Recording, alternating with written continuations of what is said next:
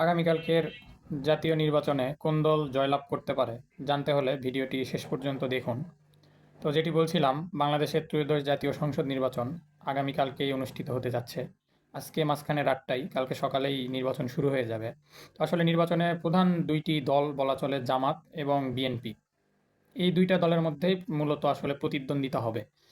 তো কোন দল আসলে জিততে পারে, তো এখানে আপনার বাস্তবতা যেটা, সেটা বিভিন্ন জরিপে উঠে এসছে যে আসলে জনসমর্থনের দিক দিয়ে বিএনপি অনেকটা এগিয়ে রয়েছে।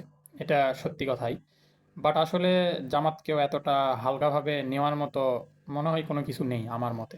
কারণ আজকে সারাদিন যদিও আমরা বিভিন্ন নিউজ দেখেছি যে বিভিন্ন জায়গায় জামাতের বেশ কয়েকজন বড় বড় নেতা আর বিপুল পরিমাণ অর্থসহ আটক হয়েছে, এরকম নিউজ আমরা দেখেছি।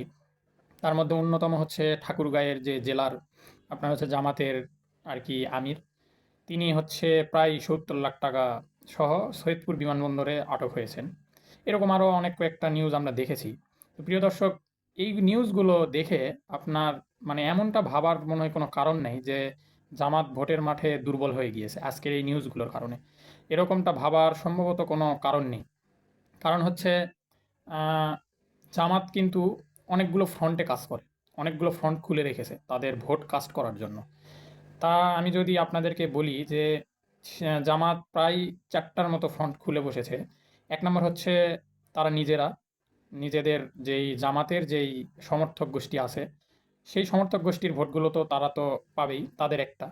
দ্বিতীয়ত তারা হাতে রেখেছে আপনার হচ্ছে ২০২৪ সালের যেই জুলাই আগস্টের আন্দোলনের যে সম্মুখ সারির যেই নেতারা ছিলেন, অর্থাৎ এনসিপির যে নেতাকর্মীরা, তাদেরকে কিন্তু জামাত তাদের দলে টেনেছে, তাদেরকে সঙ্গে নিয়েছে। অর্থাৎ তাদের যেই ভোট আছে সেইটা ৫% হোক বা ১০% হোক, পার্সেন্টেজ যেটাই হোক, তাদেরকেও কিন্তু দলে টেনেছে। অর্থাৎ জামাতে ইসলামী আছে, তারপরেও এনসিপির দ্বারা যেই ভোটগুলো তারা টানতে পারবে সেইগুলো তারা রেখেছে। তারপরেও যদি না হয় সেই ক্ষেত্রে জামাতের সঙ্গে কিন্তু আরও ইসলামী দলগুলোকে তারা রেখেছে। অর্থাৎ সেই ইসলামী দলেরও যেই ২, ৪, ৫% ভোটই আছে সেইগুলোকেও তারা টানতে পারবে। এরপরেও তারা রেখেছে ১১ দলীয় একটি জোট করে রেখেছে, যে সেই জোটের মাধ্যমে তারা ভোট টানবে। এরকম কিন্তু জামাত আসলে অনেক কয়েকটা ফ্রন্ট খুলে রেখেছে তাদের ভোটগুলোকে কাস্ট করার জন্য। এবং জামাতের একটা মূল লক্ষ্য হচ্ছে যে তারা তারা সবসময় আপনার দেখবেন যে জামাতের ম্যাক্সিমাম নেতারা আপনার এতদিন আমরা দেখেছি যে মানে ধর্মভিত্তিক কথাবার্তা কিন্তু বলে থাকে বিভিন্ন সময় বিভিন্ন, এটা কিন্তু বাস্তব সত্য কথা। তারা বিভিন্ন সময় আমাদের ধর্মকে নিয়ে কথা বলে যে তারা ইসলামের দল, তারা আল্লাহর দল, এরকম ধরনের কথাবার্তা বলে। অর্থাৎ মানে মুসলমান যেহেতু আমরা ৯৫% মুসলমান বাংলাদেশে, সেই ক্ষেত্রে তারা একটা মানে সবসময় ধর্মভিত্তিক কথাবার্তা বলে যাতে আমাদের মুসলমান ভোটার যেহেতু আমরা বেশি, সেই ক্ষেত্রে ভোটগুলো যেন তাদের ব্যাংকে যায়। এই জন্য কয়েকটা ফ্রন্ট খুলে রেখেছে। বাট এদিকে বিএনপি আসলেই আপনার হচ্ছে জনসমর্থনের দিক দিয়ে অনেকটা এগিয়ে, কারণ প্রায় বিগত ১৭ বছর বিএনপি ক্ষমতার বাইরে ছিল। এরপরেও আবার তাদের আরেকটা জনসমর্থনের কারণ হচ্ছে যে তাদের নেতা, এখন বলতে গেলে তাদের একমাত্র প্রধান নেতা হচ্ছে জনাব তারেক রহমান। তিনি দীর্ঘ ১৭ বছর লন্ডনে ছিলেন। এখন তিনি দেশে এসছেন এবং মানে বিএনপির নেতাকর্মী যারা ছিলেন, এবং বিএনপির এমনও অনেক নেতাকর্মী যারা আগে ছিলেন যে দোটানায় পড়ে গিয়েছিলেন বা এমনটা ভাবছিলেন যে বিএনপি আর কি হয়তো ঘুরে দাঁড়াতে পারবে না, তারা আর হয়তো মানে ওরকমভাবে বিএনপির রাজনীতিতে সক্রিয় হবেন না, তারাও কিন্তু এখন সক্রিয় হয়ে গিয়েছেন, কারণ তারেক রহমান এখন দেশে। তো তাদের প্রধান নেতা যেহেতু একবারে সশরীরে দেশে উপস্থিত রয়েছে, রাজনীতি করছে, সেই ক্ষেত্রে এটা স্বাভাবিক। তো এটা একটা কারণ হচ্ছে বিএনপির মানে জনসমর্থন থাকার। এখন আরেকটা বিষয় হচ্ছে যে জামাত কিন্তু খুব সুন্দরভাবে ম্যানিপুলেট করতে পারে, যেটা আমার মনে হয় যে জামাতের মেন অস্ত্র। আপনার এই ১-১.৫ বছরে যেটা আমি পর্যবেক্ষণ করেছি, আমি যেটা লক্ষ্য করেছি যে জামাতের হচ্ছে মেন অস্ত্র ম্যানিপুলেট করা। তারা খুব ভালো এই কাজটি করে। জামাতের প্রত্যেকটা নেতাকর্মী, এবং শুধু জামাত না, আপনি জামাত বলেন বা তাদের যে সহযোগী সংগঠন আছে, ছাত্র সংগঠন যেটা ছাত্র শিবির, তারাও কিন্তু খুব ভালো পারে ম্যানিপুলেট করতে। তার একটা উদাহরণ আমি আপনাদেরকে বলে দিই যে ১০ তারিখ থেকে সারা বাংলাদেশে আপনার সরকারি বেসরকারি সকল প্রতিষ্ঠানগুলো, বিশেষ করে আপনার শিল্প কারখানা, শিল্পাঞ্চলের সকল গার্মেন্টস কারখানা, সকল প্রতিষ্ঠান কিন্তু বন্ধ ঘোষণা করা হয়েছে। অর্থাৎ অনেকেই আপনার ৯ তারিখে রাতে অনেকেই তারা রাজধানী ছেড়ে যে যার যার গ্রামের উদ্দেশ্যে রওনা হয়েছে।